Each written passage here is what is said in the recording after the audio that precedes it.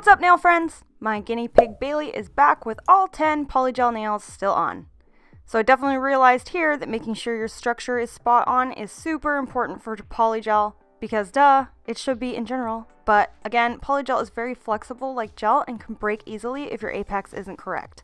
So she has none missing here, but the shape has lost its sharpness very quickly, she said. So I'm just going to be filing these down and prepping these, and I'm going to restart today because we're going to experiment! I received white polygel from Susie's Nail Hauls on YouTube. We did a trade and I gave her my happy gel to review. So check out her channel and I'll link it in the description box. So I'm just going to skip ahead because you guys don't want to see all that boring stuff. And now I'll be prepping with my Ugly Duckling prep and priming with my Elite Power Base like I did before. Everyone was asking me why I wasn't using the gelish prep products, and because I don't feel as though I really needed to. I prefer the prep products that I use, and you can see here they worked great together. She had no lifting issues, so I'll stick with that. Okay, so for my first experiment today, I'm mixing the natural clear with some cover pink to try to create my own custom cover pink color, because I didn't pick that one up, and maybe you don't need to. So I'm using this white palette. It's not dirty, by the way. It just got cured gel on it, so please ignore. The cover pink I'm mixing is the Ugly Duckling Fufu pink, and I'm just winging it here and applying one scoop, hoping it'll be enough to change the color. And then I'm mixing it in, which I found kind of difficult to do, so perhaps just get the cover pink. For the first nail here, I'm doing French style, so I'm using the cover pink to create a reverse French nail. By mixing your own stuff into the polygel, it was very difficult to get it off the tool, even with the slip added, because it was much thicker now with the powder added to it. So I decided I found it easier to use an acrylic brush, so here I'm using a number 10 Light Elegance acrylic brush. So this is my third time playing with polygel, and it does get much easier the more you use it.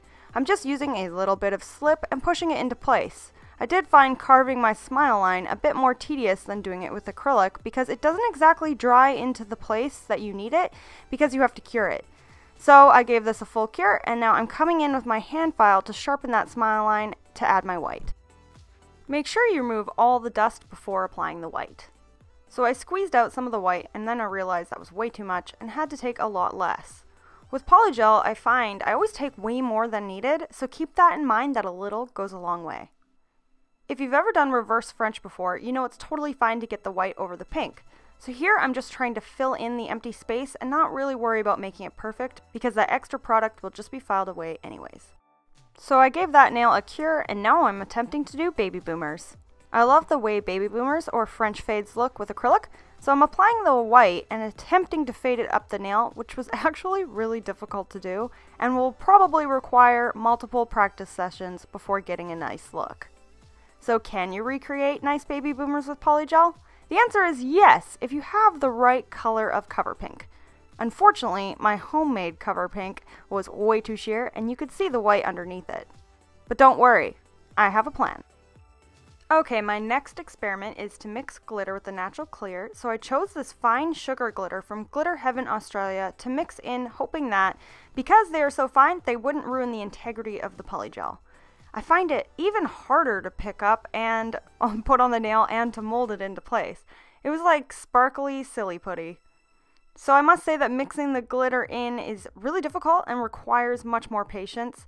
I don't think it's helping with time and speed much either. So if you're going to be trying to use polygel like acrylic, expecting it to take less time with all the add-ins, it doesn't. So again, I don't really see polygel as a superior product to traditional acrylic or hard gel.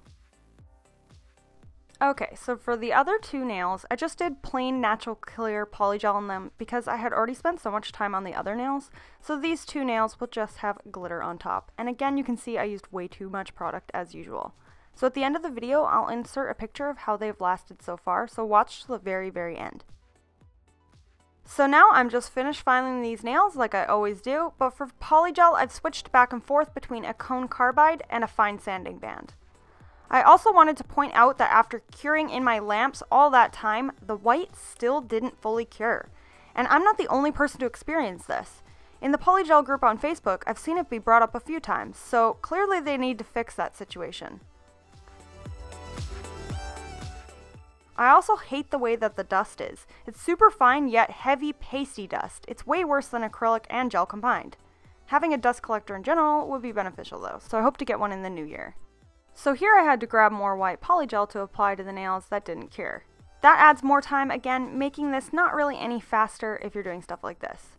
I also find it takes me about double the time to finish file than it does with acrylic. I'm not really sure why, but it does. I cut most of that out because it was a lot of boring footage. But has anyone else experienced that? Let me know in the comment section. So now I'm just buffing them and then cleansing off the dust with some alcohol, and I'm going to fix or camouflage that baby boomer mistake nail by applying my KIARA SKY no wipe top coat, and I'm curing that for 1 minute. And now I'm rubbing on my Glitter Heaven Australia's White Magic powder, but that doesn't fully cover the mistake, so then I added some stamped snowflakes as well. I'm just applying Jellyfit Australia's Christmas Collection Silver Glitter. This was super fine, so I went back over it with a chunky glitter gel from that collection as well. So on the ring finger here, I noticed that my makeshift cover pink was too sheer, and you can see her natural nail underneath, so I added a bunch of crystals on top to hide it. So here's how they turned out in the end. I've fixed my mistakes, but I think I know what I would need to work on next time. Also, the color's off because I accidentally had my other camera on neutral coloring, so that's why they're kind of a strange color. Hope you guys liked this experiment video, and don't forget to check back for some more polygel type videos. I have some stuff from Egoista that I'm going to share next time. Thanks for watching. Don't forget to share, like, comment, and subscribe. Keep your nails long and your glitter strong.